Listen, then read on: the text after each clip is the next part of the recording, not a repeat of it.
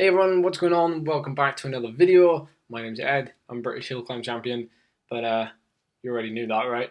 Um, so this is another KOM attempt, ride, whatever the heck you want to call it. I'm not going to talk always for this video, but I thought I'd provide a little bit of context before, because let's face it, this is the first kind of KOM, or at least first climb in Switzerland or in Europe that I've ever done that I've actually gone full gas on. And full gas is relative. When the day before this ride, this was actually a cafe ride, okay? So the little village, which is just back behind me at the minute, we had a little cafe stop. And yeah, I mean, the day before was an 11-hour day, the Tour de Stations, the Ultra Fondo. So tired legs, and we're also at like 900 meters above sea level roughly here. So we descended off of Verbier and into the little cafe spot, had a coffee, and then somebody decided, I'm actually going to name drop Stu. Stu decided that we would have an impromptu KOM race up the final climb back to the chalet. Now, I was already in my skin suit, my British Hill Climb Champion skin suit. I was like eager and ready to go, but at the same time, I was like, man, I am bushed. Like, I am really bushed from the day before. So it was still a really good chance to see like what sort of power I could do the day after a big event like that. And it's been a while since I've backed up and done big rides and then done hard efforts the day after. It takes me back to my stage racing days. So it was good practice to do it. And of course, it was a little bit different because it was at altitude. But it didn't really seem to affect my power, at least considering the fatigue I was carrying the day before. So this climb was, I think I'm taking a look at the stats here now, it was 3.73 kilometers at 7%. And my average power for this climb ended up being 365 watts, which is just over 6, I think it was about 6.1, 6.2 watts per kilo, for 10 minutes and 12 seconds with an average speed of 22 kilometers an hour. Second place is Marcel Bratter with 12:09, so it's just shy of 2 minutes faster than second place. But we literally created this segment in the cafe, and the segment wasn't, there's not even any other segments on this climb.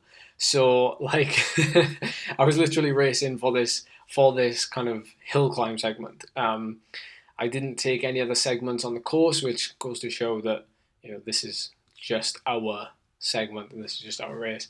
It was really nice to actually have such a smooth piece of tarmac as well. In the past, obviously, I've only really done these sort of efforts, flat out hill climbing efforts in the UK. And the road is not as good as this. This was like super smooth tarmac, great, like nice hairpins. The hairpins almost feel like they slingshot you out with them. The gradient did change quite a lot on this climb. You can see that 7%, it does go up, but it also goes down as well. So the last bit goes down to like 3%. And you'll see that speed just kind of goes through the roof at that point. But I was told that I should give everybody a head start. So that's what I did. And it's great fun, actually, to be able to do this with other people, because usually, I'm out there on my own and I'm doing these efforts and these rides. So it's really nice to... a lot of people tell me that it's really nice to have, like, even though it's... I find it really uncomfortable when I do it with other people and I just like race past because it makes me feel like a bit of an idiot, to be honest. If I'm being brutally honest, like I don't feel good like flying past people, especially when they're going really hard and I'm obviously going just as hard. Here comes John on the right. He was like good enough to take a couple of photos. He's got his phone out there already. But yeah, I just feel like... I feel like I need to say hello to people rather than just like fly past and not say anything. But people like to feel that speed, and they like to feel like that, what 400 watts feels like for a rider going past somebody who's, already on their limit. So it's quite nice in a way. But going a little bit off topic. I'm going to stop talking now, so you can kind of take in the last bit.